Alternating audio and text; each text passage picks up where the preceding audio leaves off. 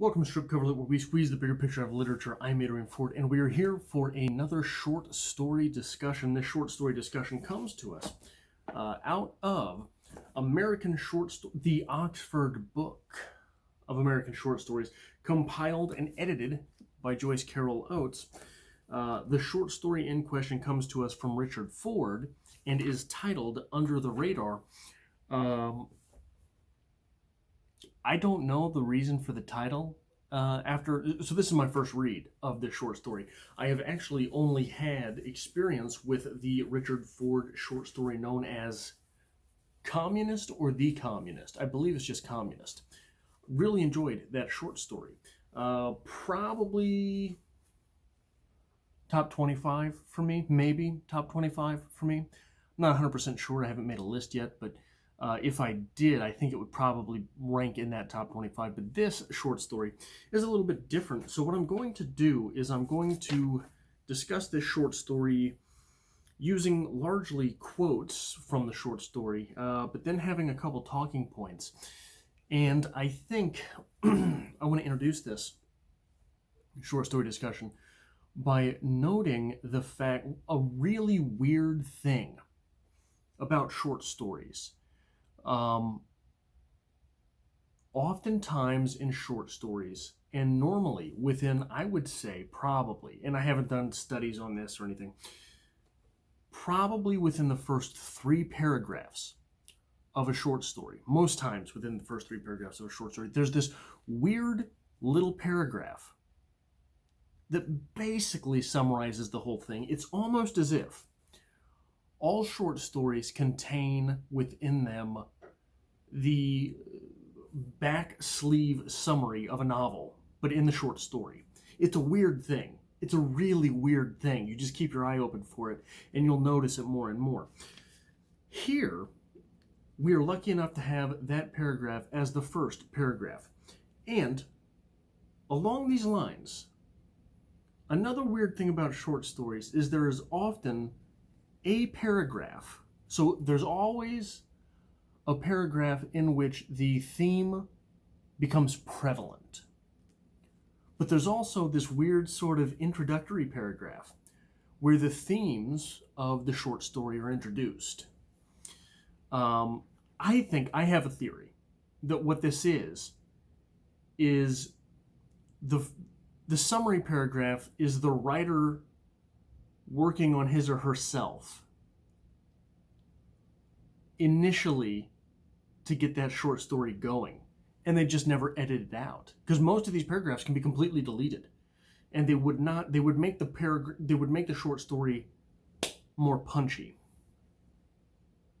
The second one, I think, the paragraph in which the themes of the story are introduced, it's a little bit trickier. But I think that this is the writer working on his or her audience. So the paragraph where we sort of get the summary of the short story, that's the writer working on his or herself to say, okay, what are we doing here? I don't know what we're doing here. The one with the themes is the writer working on his or her audience. He or she has realized the themes and is trying to plant them.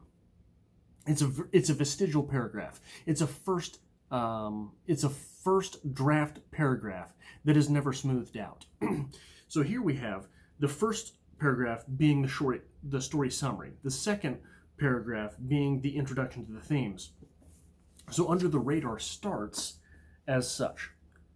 On the drive over to the Nicholsons for dinner, their first in some time, Marjorie Reeves told her husband, Stephen Rogers, that she had an affair with George Nicholson, their host, a year ago, but that it was all over now, and she hoped he, Stephen, would not be mad about it, and could go on with life.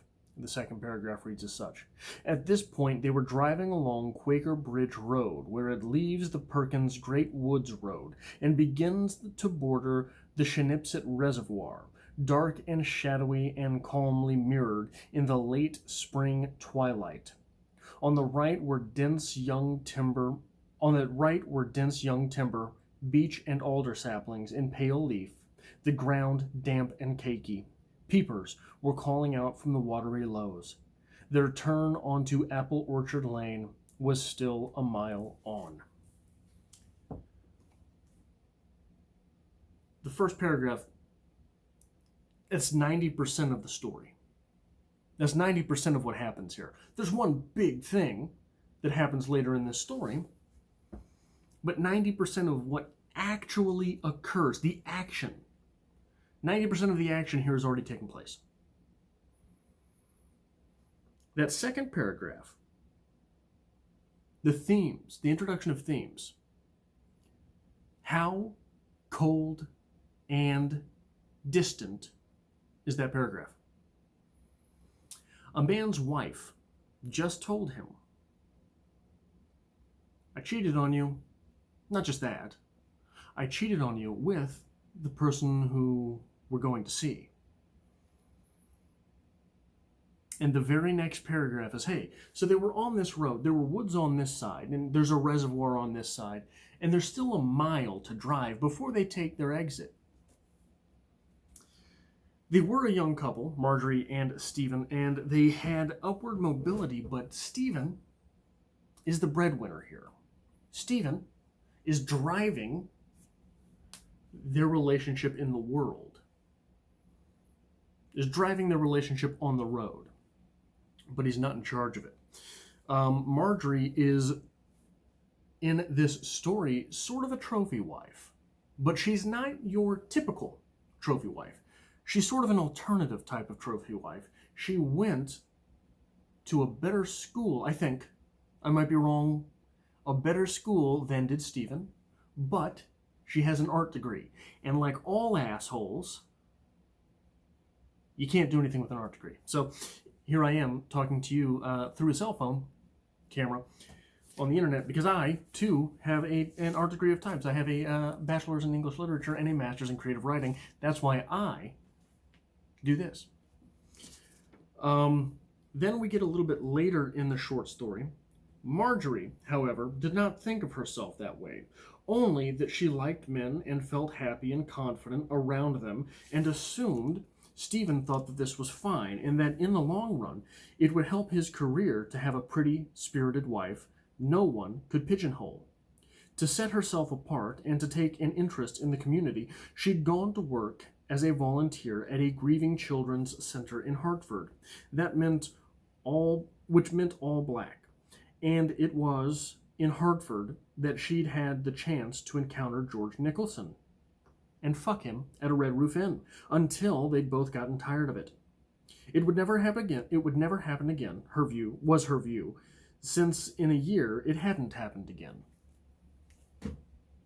Do we believe that? Do we believe that it would not happen again if they are 2 years into their marriage and she's already had an affair and a year to process said affair? So less than a year into their marriage, she had already had an affair. Odds are, this is just the beginning, right? So we've got to take that into account, I think. George, the man with whom she had had an affair, is more of the stereotypical masculine paradigm. He's more successful in his career than is Stephen. He has a history he was in the Marines. Stephen was not. Stephen even admits in this story that he is still a bit boyish. He feels sort of like a boy at times, as opposed to a man. George, all man, so much man. Well, he's taken Stephen's wife for a ride or two, you know. Then we get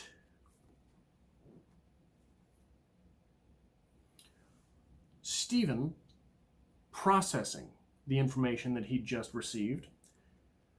Thinking through that circuitry always made him vaguely admire George Nicholson and, oddly, made him think he liked George even now, in spite of everything. This is sort of someone saying, okay, I can't be. So if you're in a relationship with a woman and she sleeps with Brad Pitt, you can't be too mad about it, right? You can't be too mad about it. It's going to suck. It's going to sting. You're not going to be... You can't be too mad about it. It's Brad Pitt. You'd fuck Brad Pitt. I'd fuck Brad Pitt. Fuck it. Why not? It's Brad Pitt. The other competing thought was that part of Marjorie's character had always been to confess upsetting things that turned out, he believed, not to be true. Being a hooker for a summer up in Saugatuck. Topless dancing while she was an undergraduate. Heroin experimentation. Taking part in armed robberies with her high school boyfriend in Goshen, Indiana, where she was from. When she told these far-fetched stories, she would grow distracted and shake her head, as though they were true. And now, while he didn't particularly think any of these stories was a bit truer, he did realize that he thought he didn't really know his wife at all, and in fact, the entire conception of knowing a person, of trust, of closeness, of marriage itself, while not exactly a lie, seemed itself someplace, if only as an idea, in his parents' life, at least marginally, was still completely out of date, defunct, was something typifying another era, now unfortunately gone. Meeting a girl, falling in love, marrying her, moving to Connecticut, buying a fucking house, starting a life with her, and thinking you really knew anything about her. The last part was a complete fiction, which made all the rest a joke. Marjorie might as well have been a hooker or held up 7-Elevens and shot people for all he really knew. And what was more, if he'd said any of this to her, sitting next to him, thinking he would never know what, she either would or would not have understood a word of it, or simply would have said, well, okay, that's fine. When people talked about the bottom line, Stephen Reeves thought, they weren't talking about money. They were talking about what this meant, this kind of fatal ignorance. Money, losing it, gaining it, spending it, hoarding it. All that was only an emblem, though a good one, of what was happening here right now. So this seems to be the real crux of the matter. What we're doing here is we're expounding upon that second paragraph that is basically an admission, being as cold and distant as it is, that everything is cold and distant. So everything being cold and distant. Sorry, I had to check something. I was wrong. Everything being cold and distant is sort of not just the theme of the story, but the point, the moral. It is what this story is, I believe, about. While they're sitting there in the silence, and bits of conversation, he breaks the silence after she says that by saying, ground clutter. When she tells him she's cheated on him, he says, ground clutter, which is a word that had been in his mind since he watched the news earlier that day. That's another sort of emblem of the cold, abstract distance between a person and their reality as separated by their perceived reality. While they're sitting there, a truck speeds along the roadway and hits a raccoon. And then, where am I at here? Where am I? I'm sorry, I lost myself. So a truck speeds along and hits a raccoon. And the guys in the truck, it's an F-150, so of course they're rednecks. Of course they're rednecks. You're better than that, Richard Ford.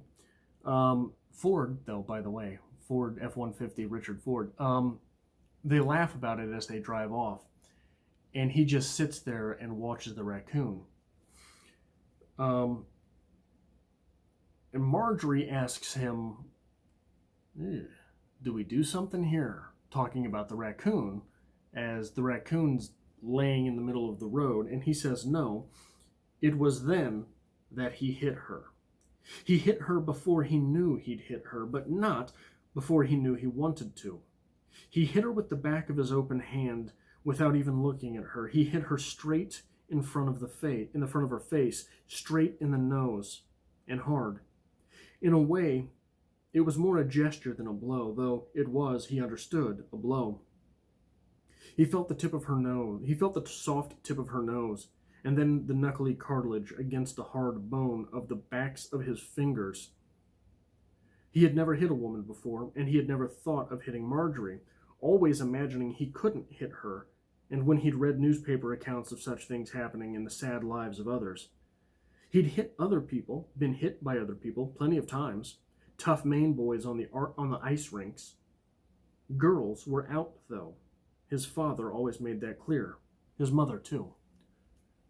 So here we have someone who has been cold and distant, abstract in his own life, has been given a cold, abstract, distant, harsh reality, and has become abstract and distant from his own actions.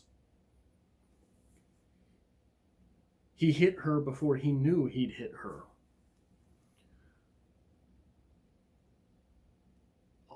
So this is probably not, hitting someone in this fashion is probably not all that relatable. Hitting a woman in this fashion, probably not all that relatable, but certainly, I think almost anyone can admit to being angry at some point and saying something that they didn't mean. It's a step further to hit someone and not mean it, right? Much different levels on the forgivability scale, but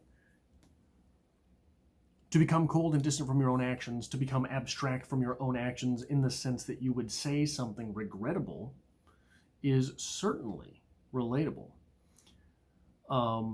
So this person has become so completely debased in their own life by trying to do the right things. He was on this clear path with his career, had the career, had the money, had the girl, and realized in an instant all of it didn't really mean anything. And as they're sitting there in the wake of this, the raccoon starts moving. The dead raccoon starts crawling across the roadway. We can, at this point, I think we are tempted to see the raccoon as Marjorie. That Marjorie is the raccoon because she's the one who has been physically struck. So, and it's a hell of a trick by Richard Ford here. Because I don't think that necessarily is an imprecise interpretation of the symbol of the raccoon. But I think it's incomplete. At some point afterwards, he asks her if she's sorry. And she says she was. She's not now, but she was. And Stephen says that he is sorry he hit her. And she says to him, "So now, will you, as a gesture of whatever good there is in you, get out and go over there and do something to help that poor, injured creature that those motherfucking rednecks maimed in their motherfucking pickup truck, and then because they are pieces of shit and low forms of degraded humanity laughed about? Can you do that, Stephen? Is that in your range?" She sniffed back hard through her nose, then expelled a short, deep, and defeated moan. Her voice seemed more nasal, more Midwestern even, now that her nose was congested. So he gets out, and he goes over to help the downed raccoon, or, I mean, we don't know what he's going to do, right? I mean, there's a raccoon dying in the middle of the road, is managing to crawl off. What is there to do? I mean, short of having a 9mm, there's no way to end that thing's suffering, right? I mean, what are you going to do? Strangle it? You're going to magic it back to complete form? Then he heard his own car start, the muffled metal diesel racket of the Mercedes. The headlights came smartly on and disclosed him. Music was instantly loud inside. He turned just in time to see Marjorie's pretty face illuminated, as his own had been, by the salmon dashboard light. He saw the tips of her fingers atop the arc of the steering wheel, heard the surge of the engine. In the woods, he noticed a strange glow coming through the trees, something yellow, something out of the low, wet earth, a mist, a vapor, something that might be magical. The air smelled sweet now. The peepers stopped peeping. And then that was all.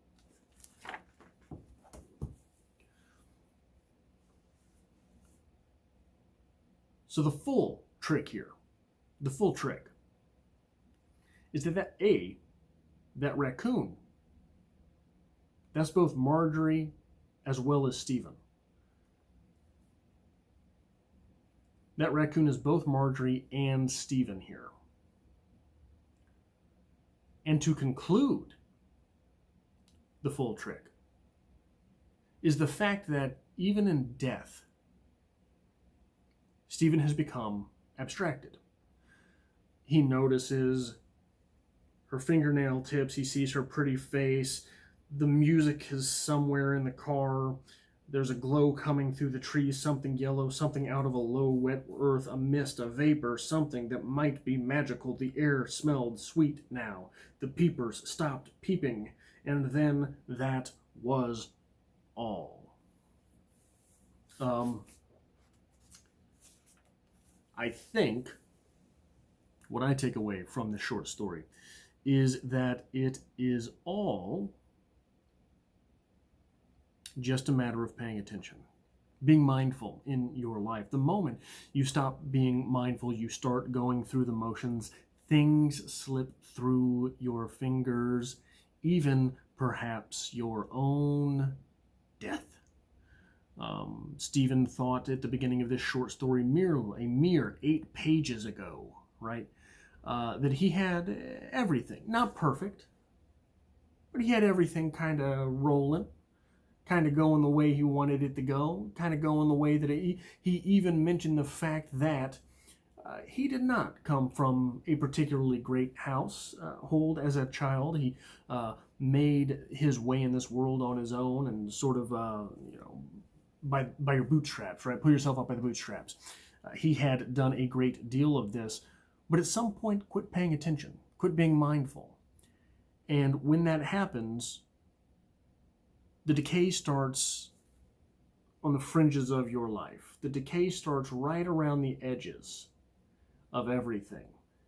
And as that decay keeps going, the box in which you live gets smaller and smaller, and eventually you're trapped. There's no way out. So yeah, I think that's what maybe the meaning of the title, Under the Radar, the radar is what you're paying attention to, what you're able to pay attention to. Under the radar, you have no way of seeing coming.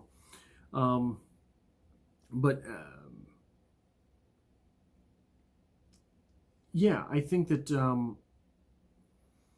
I think that's the message here, and I think that it is a very sneaky way to get that message through. I think that Richard Ford did one hell of a job here. If you have not read Communist by Richard Ford, it's a really good short story as well. This short story makes me want to look much more into what it was that Richard Ford has been writing. Born in 1944, I don't have a death date in here for him, so I'm assuming he's still kicking. But yeah, that's all I have for this short story discussion. Remember, this is a short story discussion video where we really just sort of talk a little bit about that short story and one of the themes that kind of presents itself. That's the same way that I do everything in the poetry discussion playlist here. This is not a full review. I have a playlist on the channel as well of full reviews for novels, short stories, poetry. And I'm going to be getting into a little bit more heavily the review stuff as the new year comes along, as next year comes along. So yeah, I have 3 videos every week here on the channel, Mondays, Wednesdays, and Fridays. Mondays are for poetry, so if you're looking forward to more literature discussion, be sure you hit that subscribe button to stick around. Hitting the like button really helps me out here on the channel. It is strange how much that actually happens, how much that helps you here, how much that helps me here, but how much it helps someone who is a creator. So always tip with a like. And there is a link to my personal channel to be found in the description below if you are so inclined. See you next time.